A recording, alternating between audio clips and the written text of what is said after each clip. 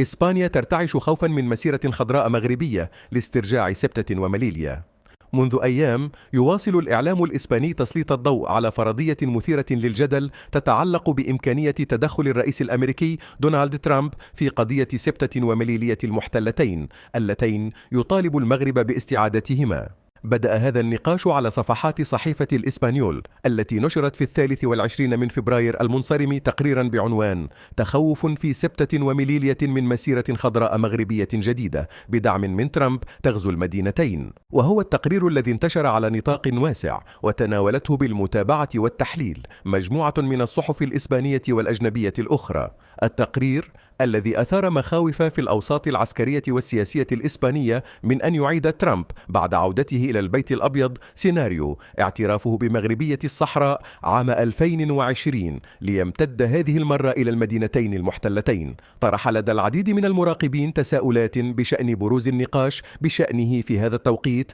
ودلالاته في سياق العلاقات المغربية الإسبانية الأمريكية. في هذا السياق ربط لحسن أقريتيط أستاذ العلاقات الدولية والمحلل السياسي النقاش الإعلامي الإسباني بعودة ترامب إلى السلطة، مشيرا إلى أن اعتراف الولايات المتحدة بمغربية الصحراء في عام 2020 شكل منعطفا دفع إسبانيا لاحقا لتعديل موقفها في عام 2022 بدعم مبادرة الحكم الذاتي.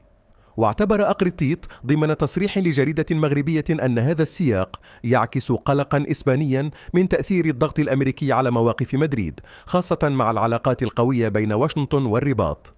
وأضاف الأستاذ الجامعي المتخصص في العلاقات الدولية أن التخوف الإسباني من تدخل ترامب ينبع من احتمالية طرح ملف المدينتين في مفاوضات مغربية أمريكية، مع إمكانية اتخاذ ترامب موقفا داعما للمغرب، مبرزا أن هذا القلق يعكس عدم اليقين في الأوساط السياسية الإسبانية، خاصة أن ترامب أظهر في ولايته الأولى ميلا لدعم حلفاء مثل المغرب.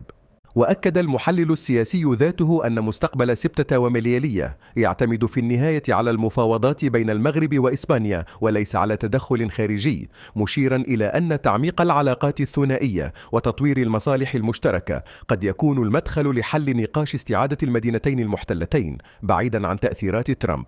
وخلص المتحدث عينه إلى أن الموقف الإسباني الأخير تجاه الصحراء خطوة تاريخية قد تمهد لتسوية شاملة تشمل المدينتين ووضع أسس لنقاش مستقبلي حول سبتة ومليليا أو ترسيم الحدود بين البلدين. في السياق ذاته اعتبر العباس الوردي أستاذ القانون العام بجامعة محمد الخامس بالرباط أن المغرب لم يتخلى يوما عن مطالبته بسبتة ومليليا، لكنه يفضل معالجة القضية عبر النقاش الثنائي بدلا من التصعيد. وأبرز الوردي في حديث لهسبريس أن هذا الثبات يعكس استراتيجية مغربية طويلة الأمد تقوم على الدبلوماسية الناعمة، مستفيدة من تحسن العلاقات مع إسبانيا بعد زيارة سانشيز في 2022، مما يقلل من احتمالية اللجوء إلى ضغوط خارجية كتدخل ترامب. وبالنسبة للأستاذ الجامعي سالف الذكر، فإن الحديث الإعلامي الإسباني عن تدخل ترامب ليس سوى فرقعة إعلامية تهدف إلى اختبار ردود الفعل، وليس له أساس واقعي يربطه بموقف المغرب أو إسبانيا. وشدد الوردي على أن الحوار البناء والاحترام المتبادل هما السبيل لمعالجة الإشكالات، سواء تعلق الأمر بسبتة ومليليا أو بقضايا أخرى كالهجرة والاقتصاد، معتبرا أن التجربة الحالية بين البلدين بما فيها اللجنة العليا المشتركة تظهر قدرة الطرفين على التوصل إلى حلول جذرية.